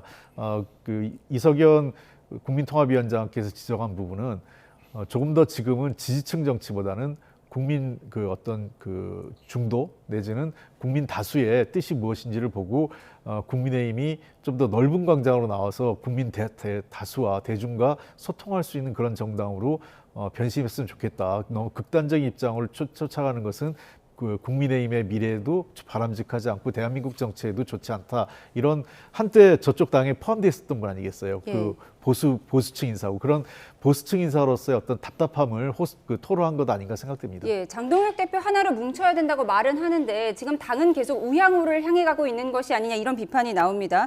조금 전 속보에 의하면 국민의힘 당무감사위가 친한동계인 김종혁 전 최고위원에게 당원권 정지 2년을 권고를 했어요. 그 사유가 윤석열 전 대통령 종교 행위를 희화화했다 이런 내용이 담겨 있더라고요. 이대로 당원권 정지되는 건가요? 바로 당권 정지가 되는 건 아니죠. 당무감사위원회에서 김종혁 전 최고위원에 대한 뭐 여러 가지 발언에 대해서 적절치 못하다는 그런 당무적인 어떤 입장을 갖다 당무감사위원회에서 이제 결정을 내고 이 내용을 이제 윤리위원회에다 권고한 사항이에요. 그러니까 결론은 김종혁 전 최고위원이 정말 당헌 당규를 어기면서까지 당의 명예를 실추시키고 또 당의 어떤 뭐 그런 결집을 방해하는 그런 정치적 행위를 통해서 심대한 문제가 당에 발생이 됐다. 그렇다면은 이제 윤리위원회에서 이 부분을 당무감사는 그 당무감사적인 차원에서의 판단이고 최종적인 결정은 윤리위원회에서 할 수밖에 없는 근데 거예요. 윤리위나 당무감사위나 사실 장동혁 대표의 결정이 중요한 거잖아요. 그렇습니다. 이렇게 이런 기구가 작동될 때는 당 지도부가 이런 사안에 대해서 어떤 판단을 가질 것이냐. 그러니까 당무감사 그런 권고를 했더라도 장동혁 당대표가 앞으로 내년 6.3 지방선거를 앞두고 특히 거대 입법 권력 민주당이나 이재명 대통령의 국정을 제대로 우리가 견제 비판을 하기 위해서는 우리 내부 결속이 중요하다. 우리 더 이상 갈등을 더 이렇게 확산하지 말자. 이걸 수습할 수도 있는 것도 장동혁 대표의 몫이에요. 그러니까 수습을 하지 않고 이건 당무감사가 그런 권고를 했으면은 그걸 존중해서 윤리가 판단을 해주면 그 판단은 판단대로 받겠다. 그런 또 이제 지도부가 일정 부분 어떤 방식으로 가져갈 것이냐 이런 건데 저는 뭐 지금 이 상황은 불과 이제 지방선거가 6개월도 채 남지 않은 이런 시점에서 대장동 항소 포기다 또 지금 현재 통일교 건품 살포로 해서 이렇게 편파적 수사의 결과가 국민적 공분도 있는데 이런 측면에서 더욱더 이제 당을 결집시키고 하나의 전선을 만들어 나가는 게 무엇보다도 저는 중요하다고 보고 있습니다. 알겠습니다. 당내 자중 질환을 수습할 수 있을지 지켜보겠습니다. 정치원 여기서 줄이겠습니다. 홍익표 전 민주당 원내대표, 김성태 전 국민의힘 원내대표와 함께했습니다. 고맙습니다.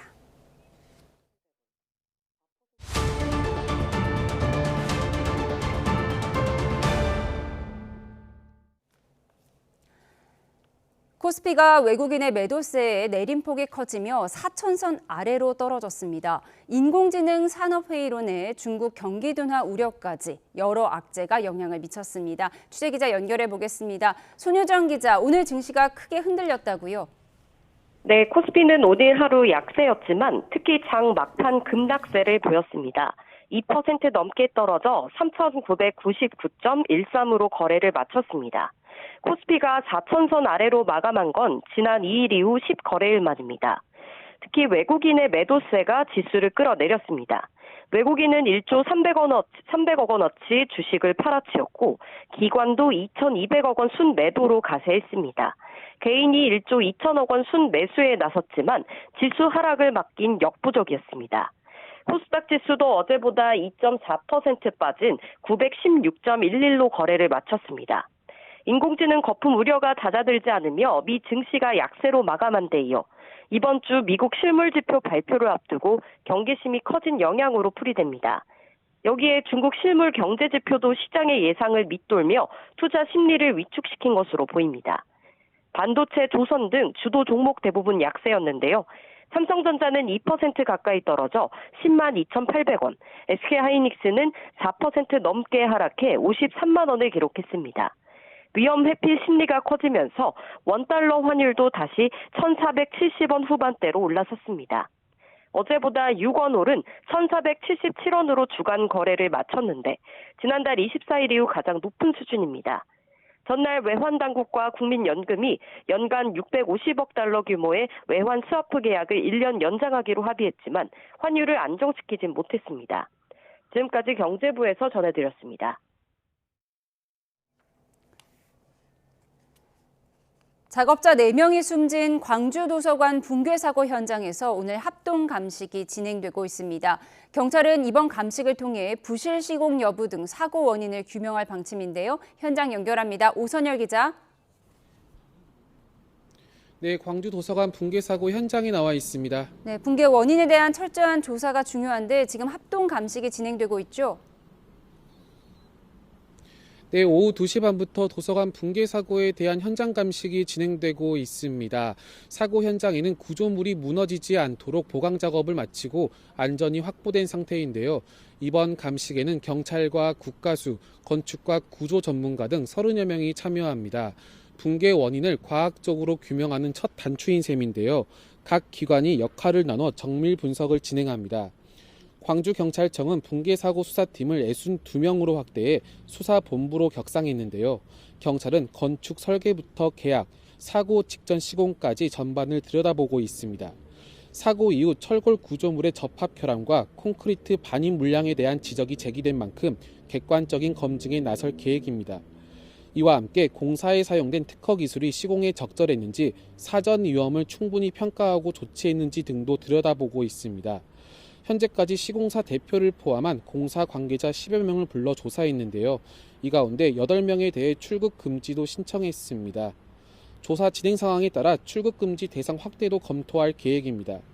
앞서 시공사와 감리, 설계 등 공사 관련 6개 업체 8곳도 압수수색했는데요. 핵심 자료와 직원 휴대전화를 분석하고 있습니다. 국토교통부도 건설사고조사위원회를 꾸리고 사고 원인 조사에 착수했는데요. 공공기관이 발주한 광급공사 현장에서 노동자 4명이 숨지는 안타까운 사고가 발생한 만큼 정확한 원인 규명과 함께 강력한 재발 방지 대책도 필요해 보입니다. 지금까지 광주 도서관 붕괴 사고 현장에서 YTN 오선열입니다. 유명 피아니스트 임동혁 씨가 SNS에 극단적 선택을 암시하는 글을 올려 경찰이 출동했습니다. 서울 서초경찰서는 오늘 임 씨가 우려된다는 신고를 접수해 서초동 자택에서 임 씨를 구조했고 생명에는 지장이 없는 것으로 전해졌습니다. 앞서 임 씨는 오늘 아침 7시 반쯤 SNS에 평생 연주자로 살아오면서 지독한 우울증에 시달렸다며 그동안 행복했고 감사했다는 글을 올렸습니다. 오늘 서울 마포구 성산동 월드컵 경기장 사거리에서 소주병이 도로 위에 떨어졌다는 신고가 접수됐습니다. 현장은 10여 분 만에 정리됐는데 이로 인한 교통사고나 인명피해는 없었다고 경찰은 설명했습니다. 경찰은 1톤 화물차가 좌회전하다가 짐칸에 실린 소주 상자들이 도로에 떨어진 것으로 보고 있습니다. 의정부 지방법원은 오늘 태국인 아내 얼굴에 끓는 물을 부어 중화상을 입힌 혐의를 받는 40대 A씨에 대한 구속 전 피의자 신문을 열었습니다. 모자와 마스크를 착용한 채 호송차에서 내린 A씨는 아무 말 없이 경찰과 함께 법정으로 향했습니다. A씨는 지난 3일 의정부시 신곡동에 있는 아파트에서 잠이 든 30대 태국인 아내의 얼굴과 목 등에 커피포트로 끓인 물을 부어 다치게 한 혐의를 받습니다. 카카오가 카카오톡 친구 탭에서 친구 목록을 바로 볼 수 있도록 업데이트를 진행한다고 밝혔습니다. 이번 업데이트로 카카오톡 친구 탭 첫 화면에서 친구 목록을 기본 화면으로 사용할 수 있게 됐습니다. 카카오가 지난 9월 업데이트를 발표하면서 적용한 격자식 피드 형태의 친구 탭이 석 달 만에 친구 목록으로 복원되는 셈입니다. YTN이 고객 정보 유출 사태를 일으킨 쿠팡 미국 본사를 찾아가 보니 사무실의 흔적을 전혀 찾아볼 수 없었습니다. 쿠팡이 이런 곳에 본사를 둔 이유는 법인세 면제 혜택도 있지만 델라웨어 법원의 친기업적 성격이 강하기 때문입니다. 쿠팡 미국 본사가 있는 델라웨어에서 이승윤 특파원이 전합니다. 미국 델라웨어주 윌밍턴 노스 오렌지 스트리트 1209번지. 쿠팡의 미국 본사인 쿠팡 INC의 주소지입니다. 하지만 아무리 둘러봐도 쿠팡 로고나 사무실은 찾아볼 수 없습니다. 여기는 기업의 법적 주소지일 뿐 실제 경영과 운영이 이루어지는 곳은 대한민국 서울이기 때문입니다. The Coupang has a real operational office right now. That's the reason why I came. Okay, yeah. I mean, their headquarters ain't here. A lot of people lie and say their headquarters is here. 특히 이곳은 쿠팡 INC 외에도 28만 개 기업의 법적 주소로 등록돼 있습니다. 미국 상장 기업의 절반 이상이 델라웨어를 본사 주소지로 둔 이유는 기업 운영의 편의성 때문입니다. 회사법이 간단해 하루 만에 회사를 세울 수 있고 한국과 달리 대주주 의결권 3% 이내 제한 없이 이사회를 구성할 수 있습니다. 이사가 불법 행위가 아닌 경영상 판단으로 회사에 손해를 끼쳐도 책임을 묻지 않아 델라웨어 법원이 방패 역할을 한다는 지적도 나옵니다. 델라웨어 법원 자체가 corporate friendly, 굉장히 친기업적인 그 법원입니다. 그래서 델라웨어 법원에는 저희가 소송을 하려면 좀 문턱이 다른 이에 미국에서 쿠팡에 집단 소송을 제기하는 법률 대리인 측에선 델라웨어 법원 대신 뉴욕 연방 법원에 소송을 제기하기로 했습니다. 쿠팡 본사, 쿠팡 잉크를 상대로 미국 뉴욕 연방 법원에 소비자 집단 소송 클래스 액션을 공식적으로 제기할 예정입니다. 또 주소지만 델라웨어에 두고 다른 주에서 돈을 벌어도 8.7%의 주정부 법인세가 면제되는 점도 쿠팡 본사가 델라웨어에 있는 또 다른 이유입니다. 이곳 델라웨어에 있는 쿠팡 미국 본사를 상대로 한 집단 소송 신청자는 2,600명을 넘어섰는데 법률 대리인 측은 2주 안에 뉴욕 연방 법원에 소장을 제출한다는 계획입니다. 델라웨어에서 YTN 이승윤입니다.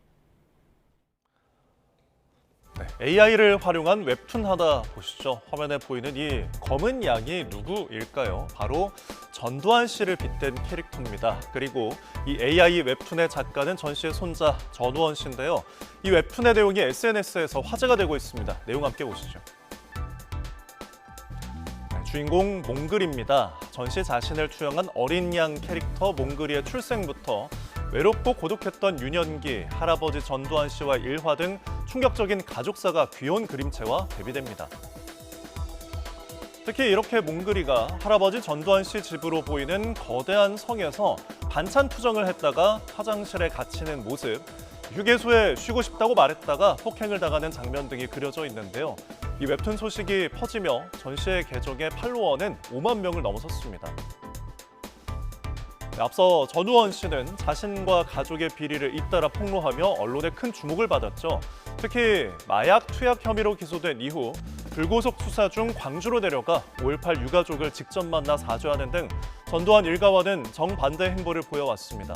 현재 징역형 집행유예를 선고받은 전 씨는 마약 예방단체에서 근무하고 있는 것으로 알려졌습니다. 현재 웹툰이 중고등학교 유학 시절을 이야기를 다루는 만큼 앞으로 몽글이의 성장기와 더 깊은 가족사를 다룬 내용이 계속해서 공개될 것으로 보이는데요. 이렇게 누리꾼들은 댓글로 대체로 전 씨의 어린 시절 고백에 마음을 아파하며 응원하는 분위기입니다.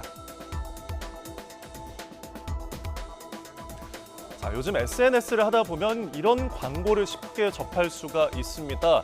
전문가로 보이는 사람이 효과를 보증한다며 제품을 추천하는데요. 들어보시죠. 여성 비뇨기과 전문가인 제가 여러분께 추천드리는 것은 BN01이란 천연항생 특허 성분이죠. 자, 진료실에서 하얀 가운을 입고 의학 용어를 줄줄 읊는 이 사람, 자막에 교수라는 직함도 붙어 있는데요. 실제 의사처럼 보이지만 AI가 만들어낸 가짜 의사입니다. 지금 보시는 강연하는 전문가, 라디오에 출연해 인터뷰를 하는 전문가도 모두 AI로 생성한 가짜 인물들입니다. 살이 빠지지 않으면 전 재산을 드리겠다며 체지방 감량에 엄청난 효과가 있는 것처럼 말합니다. 자, 이처럼 존재하지 않는 전문가를 내세워서 일반 식품을 마치 효능이 있는 약처럼 판 업체들 무더기로 걸렸습니다. 팔아치운 식품만 84억 원어치에 달하는데요. 식품의약품안전처는 부당 광고를 한 업체 16곳을 적발해서 수사를 의뢰했습니다. 그럴듯한 의학 설명으로 소비자를 현혹시키는 AI 의사, 보이는 대로 믿어선 안 되겠습니다.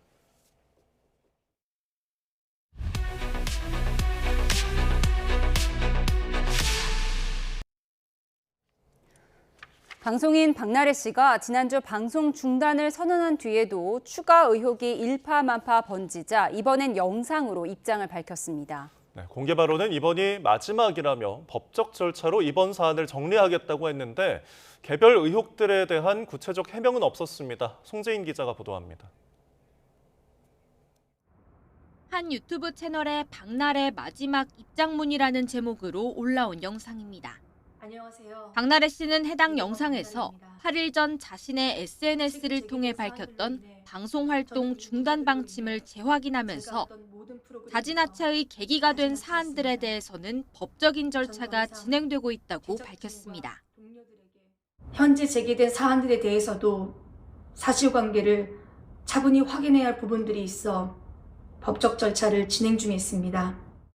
누군가를 비난하려고 또는 책임을 따지려고 한 선택은 아니라면서 법적 절차가 진행되는 동안에는 더는 공개 발언을 하지 않겠다고 말했습니다.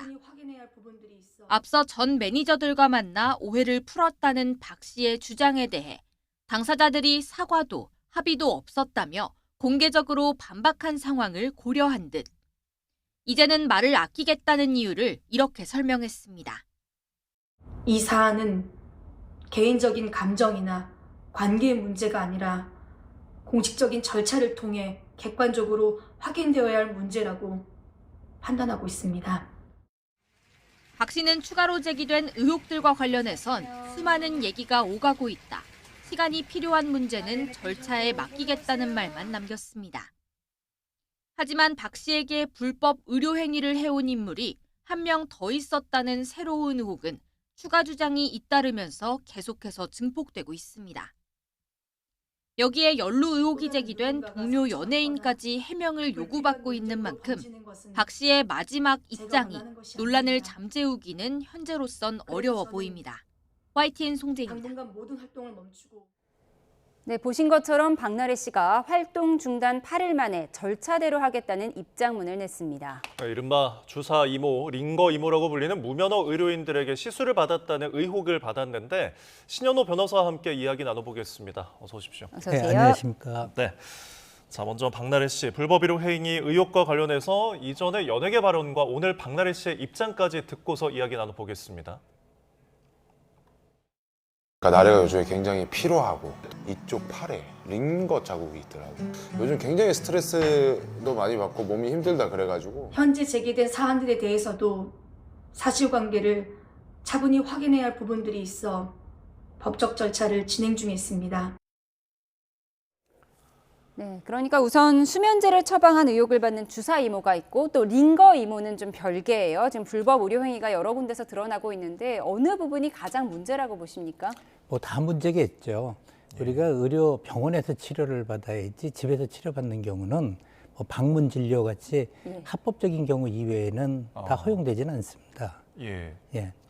그러니까 지금 이 만약에 의료 행위가 불법이라면은 받은 사람도 좀 그러면 문제가 될 수 있는 건가요? 원칙적으로 받은 사람은 처벌은 하지는 않습니다. 행위를 한 사람들이 이제 무면허 단순 무면허 의료업을 했느냐, 아니면은 영리 목적으로 했느냐에 따라서 법이 좀 달라져요. 그냥 단순 뭐 한두 차례 했다 그러면은 의료법 위반으로 처벌받는데요.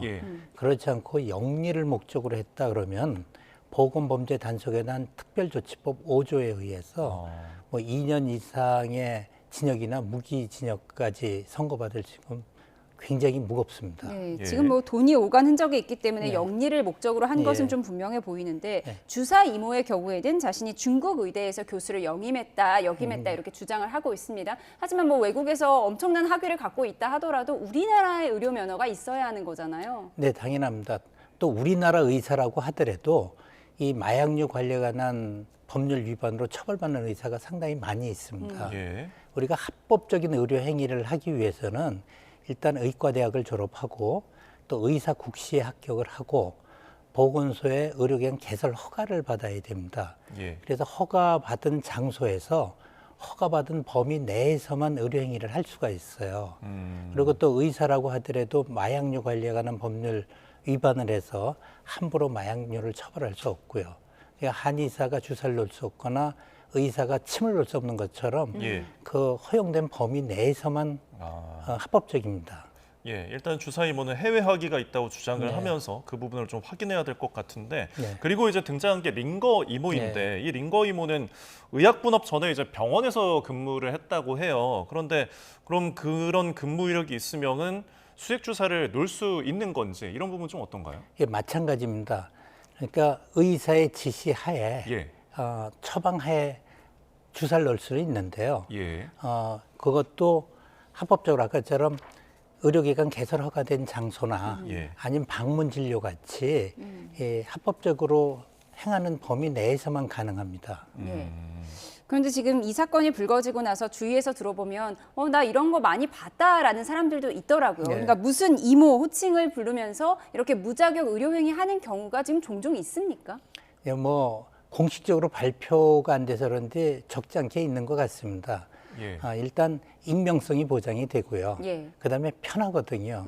그 의료 접근성이 편하다 보니까 아마 이런 그 유해 그 주사 맞는 행위가 없어지기는 쉽지는 않을 것 같아요. 그러니까 주로 어떤 주사를 맞는 거예요? 뭐 대부분은 이제 영양제를 맞거나 이런 경우들이 있는데 뭐 간혹 이런 프로포폴이나 아니면은 디아제판 같이 그러니까 항불안제나 향정성 의약품 계통의 약을 이렇게 투약받는 경우들이 있는 것 같습니다. 네.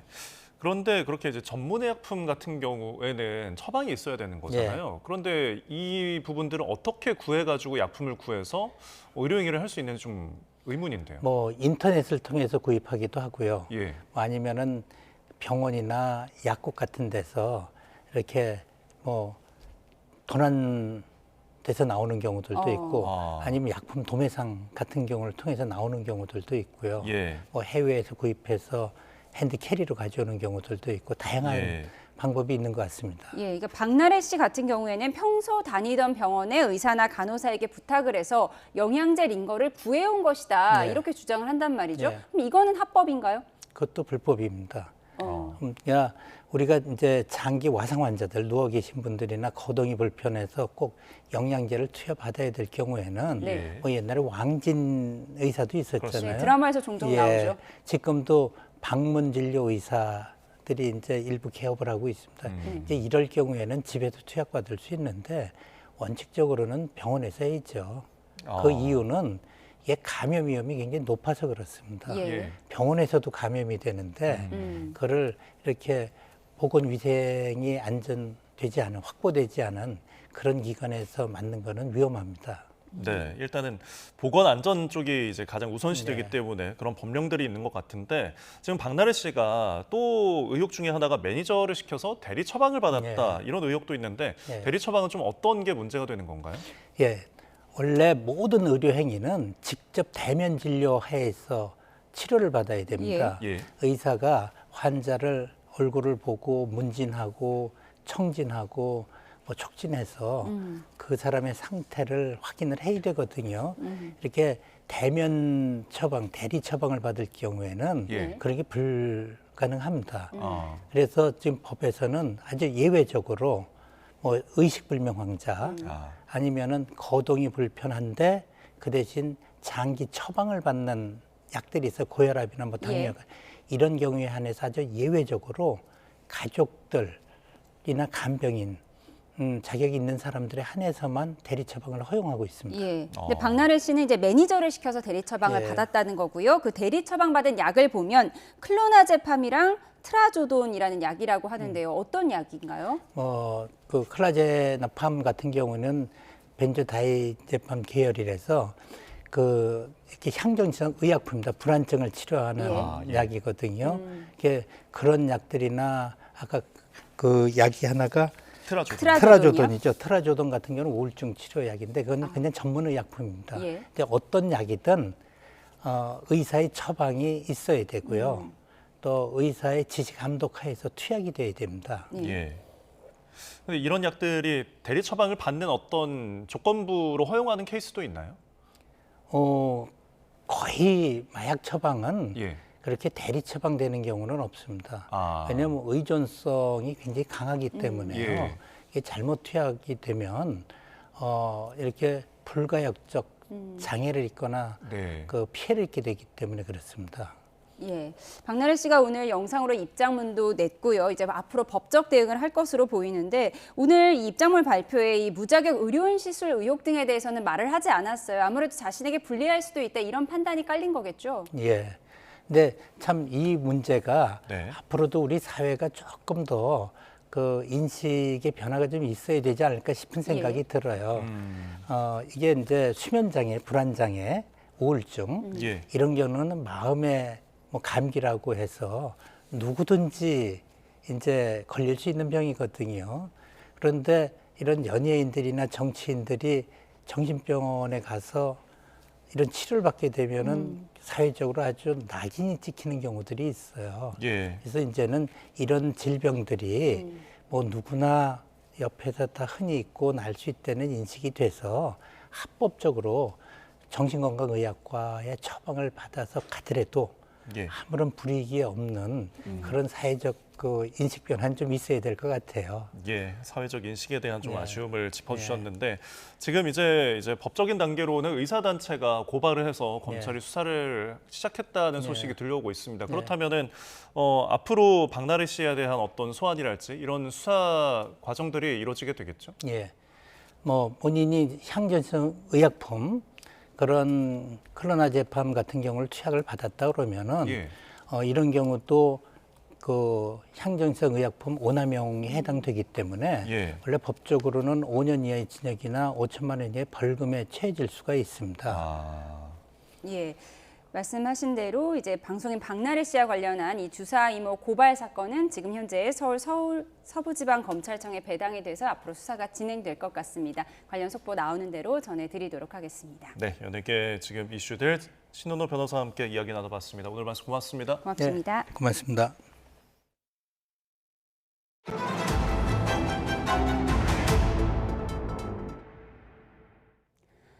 통일교의 정치권 로비 의혹을 수사하는 경찰이 내일 구치소에 수감된 한학자 총재를 접견 조사합니다. 대대적인 압수수색에 이어 의혹의 정점인 한 총재를 대면 조사하면서 속도전에 나서는 모습입니다. 부장원 기자입니다.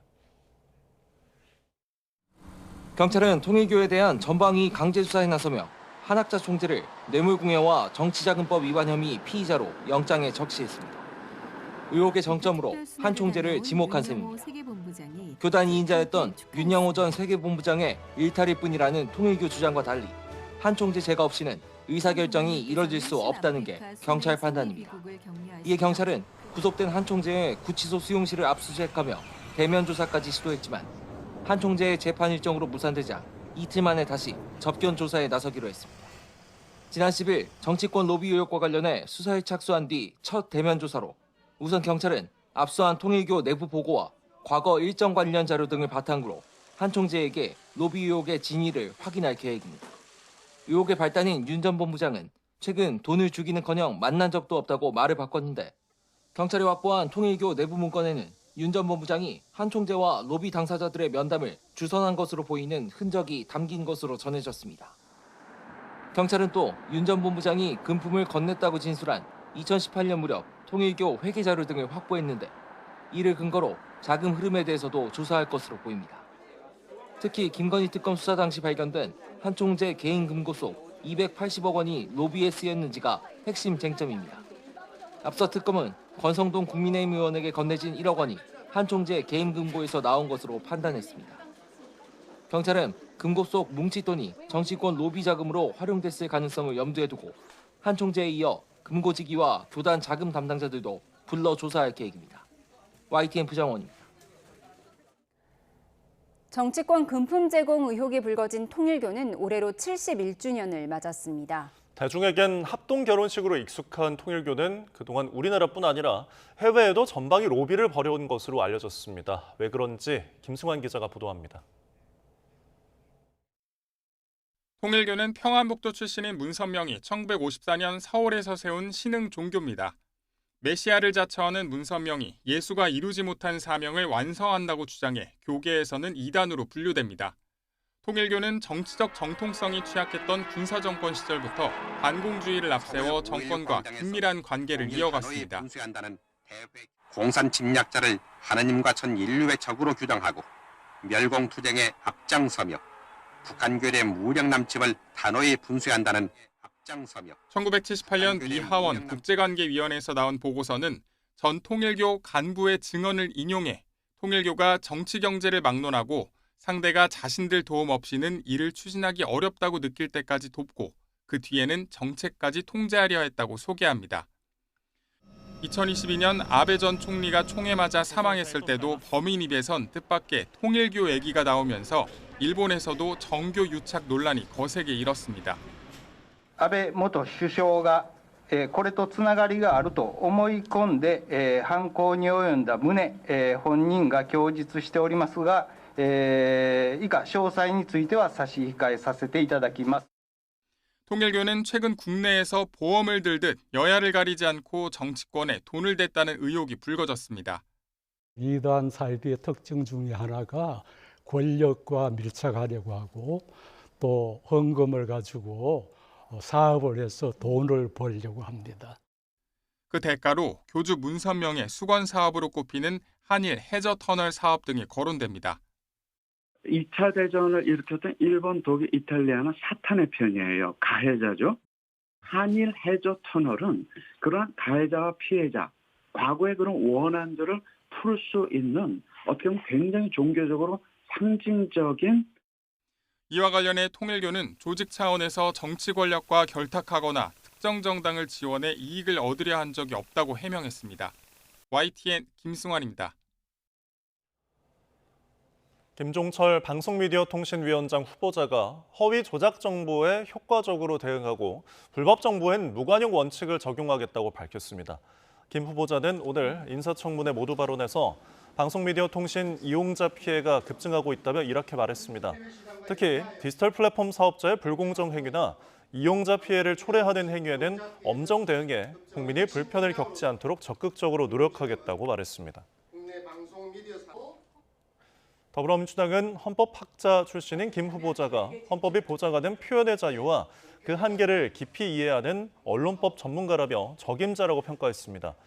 반면 국민의힘은 김 후보자를 방송 미디어 실무 활동이 전무한 코드 인사로 규정하면서 방미통위 설치법이 위헌으로 판단된다면 방미통위 자체가 정당성을 잃을 거라고 말했습니다. 네, 앞으로 유네스코 세계유산에 영향을 줄 수 있는 도시개발 사업이나 공사를 추진할 땐 사전에 영향평가를 받아야 할 것으로 보입니다. 국가유산청이 이 같은 내용이 담긴 세계유산법 시행령 일부 개정안을 모레부터 재입법 예고한다고 밝혔습니다. 이는 앞서 진행한 세계유산법 개정의 후속 조치로 세계유산 영향평가를 받아야 하는 사업과 평가 기준, 절차 등을 구체화하는 내용이 골자입니다. 네, 법원이 온라인 쇼핑 플랫폼 위메프에 이어 인터파크 커머스에 대해서도 파산을 선고했습니다. 서울회생법원은 오늘 인터파크 커머스 청산 절차에 돌입했습니다. 앞서 법원은 지난 1일 인터파크 커머스의 청산 가치가 계속기업 가치보다 높았고 1년 가까이 인수자를 구하지 못했다는 이유 등을 들어 회생 절차 폐지를 결정했습니다. 네, 프로야구 LG 신민재 선수와 바이에른 뮌헨에서 뛰는 김민재 선수가 서로 유니폼을 주고받았습니다. 야구에서도 축구에서도 씨름과 배구에서도 요즘 민재의 활약이 두드러집니다. 이정미 기자입니다. 독일에서 민재가 보낸 선물이 한국의 민재에게 도착했습니다. 뮌헨에서 뛰는 축구 선수 김민재가 국내 프로야구 선수 LG 신민재에게 축구 유니폼을 보낸 겁니다. 사인까지 해주셨네요. 축구는 김민재, 야구는 신민재. 골든글러브를 거머쥔 신민재의 옆에서 박수 쳐주는 김민재를 그린 그림을 공개했던 뮌헨 구단은 동영상까지 공식 SNS에 올렸습니다. 신민재도 화답했습니다. 등번호 3번 김민재의 이름이 쓰인 LG 트윈스 야구 유니폼을 답례로 보냈습니다. 저는 민재로서 앞으로도 선전을 기원하도록 하겠습니다. 민재 화이팅! 민재의 활약은 야구 축구에서 끝나지 않습니다. 씨름의 김민재는 지난달 2년 연속 그리고 통산 3번째 천하장사에 올랐고 배구 코트에는 대한항공의 10연승을 주도했던 속공의 달인 김민재가 있습니다. 다른 종목의 김민재 활약상 보면 동기부여가 많이 됩니까? 네, 당연히 솔직히 말해서 저보다는 그 두 분들이 훨씬 더 뛰어난 분들이시기 때문에 뭐 비교라기보다는 그냥 같은 이름으로서 저도 잘 해야 되겠다는 생각이 드는 것 같습니다. 스포츠 각 분야에서 최고를 달리고 있는 같은 이름의 다른 선수들. 지금은 그야말로 민재 시대입니다. YTN 이정미입니다. 15명의 희생자를 낳은 호주 본다이 해변 총기 난사 사건은 극단주의 무장단체 이슬람 국가 IS 이념에 따른 것으로 보인다고 앤서즈 앨버니지 호주 총리가 밝혔습니다. 앨버니지 총리는 호주 공영 ABC 라디오와 인터뷰에서 이번 범행은 IS 이념에서 동기를 얻은 것으로 보인다고 말했습니다. 또 10년 이상 지속해온 IS 이념이 징후를 조장했고 이번 사건에서는 대량 살인을 준비하는 것으로 이어졌다고 지적했습니다. 트럼프 미국 대통령이 피살된 유명 영화 감독을 향해 자업자득이라고 독설을 퍼부어 논란입니다. 숨진 감독이 생전에 자신을 비난했다는 이유인데 공화당 내부에서도 무례하고 부적절하다는 비판이 쏟아졌습니다. 김선중 기자입니다. 영화 해리가 셀리를 만날 때의 감독 롭 라이너가 지난 14일 부인과 함께 자택에서 숨진 채 발견됐습니다. 용의자는 라이너 감독의 둘째 아들이었습니다. They worked throughout the night on this case and were able to take into custody Nick Reiner, a suspect in this case. 그런데 유명 감독의 비극적인 죽음에 트럼프 미국 대통령은 노골적으로 독설을 퍼부었습니다. 숨진 라이너 감독이 할리우드의 대표적인 이른바 반트럼프 인사였다는 이유였습니다. 트럼프는 SNS를 통해 라이너 감독이 자신을 향한 집착 때문에 숨진 것이라며 자업자득이라고 조롱했습니다. 라이너가 사람들을 미치게 만들고 분노를 불렀다며 아들이 용의자가 된 상황까지 비꼬았습니다. Became like a deranged person, Trump derangement syndrome. So I was not a fan of Rob Reiner at all in any way, shape or form. I thought he was very bad for our country. 트럼프의 막말에 미국 정치권도 들끓었습니다. 민주당은 물론 일부 공화당 의원들까지 부적절하고 무례한 발언이라며 질타를 쏟아냈습니다. 특히 지난 9월 극우 활동가 찰리 커크가 숨졌을 때와는 180도 다른 반응이라며 미국 대통령이 할 말은 아니라고 비판했습니다. I think President Trump should have said nothing. I think when the president says these sorts of things, it detracts from his policy achievements and his agenda. 미국 언론들은 하지만 보수 진영에서 여전히 트럼프에 대한 맹목적인 추종이 계속되는 한 정적들을 향해 막말을 쏟아내는 트럼프의 태도는 변하지 않을 것이라고 꼬집었습니다. YTN 김선중입니다.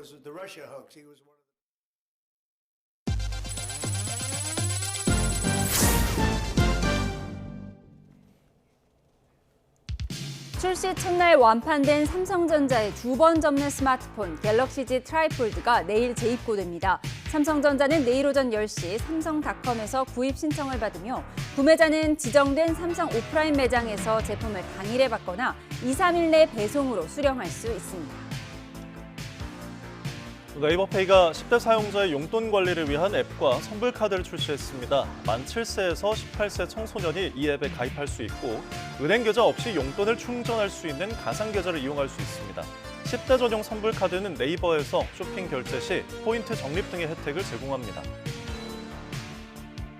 현대자동차가 신한은행과 자동차 금융상품 개발을 위한 업무 협약을 체결했습니다. 양사는 현대차 구매를 원하는 신한은행 고객에게 금리 우대 혜택을 주는 적금 상품을 내년 초에 출시할 계획입니다. 국내 1호 반려동물 전문 보험사인 마이브라우디 170억 원 규모의 추가 증자를 완료했다고 밝혔습니다. 이번 증자에는 우리엔과 녹십자 수의약품, 삼성화재 등 기존 주주 외에 산업은행이 신규 주주로 합류했습니다. 중부 내륙을 중심으로 약한 비가 내리고 있지만 날은 크게 춥지 않았습니다. 내일은 오늘보다 기온이 더 오르겠는데요. 내일 서울 아침 기온은 3도로 오늘보다 조금 높겠고요. 한낮 기온은 7도로 오늘보다 3도가량 높아 비교적 포근하게 느껴지겠습니다. 내일 새벽부터 아침 사이 충청 이남 지방에는 약한 빗방울이 떨어지거나 눈이 날리겠고요. 오전까지 중부 내륙을 중심으로는 안개가 매우 짙게 끼겠습니다. 이후 내륙은 점차 맑은 하늘을 회복하겠는데요. 다만 동해안 지역은 비나 눈이 예상됩니다. 오전부터 밤사이 강원 동해안에는 5에서 10mm, 경북 동해안에도 늦은 오후부터 5mm 안팎의 비가 내리겠고요. 산간에는 1에서 3cm의 눈이 내려 쌓이겠습니다.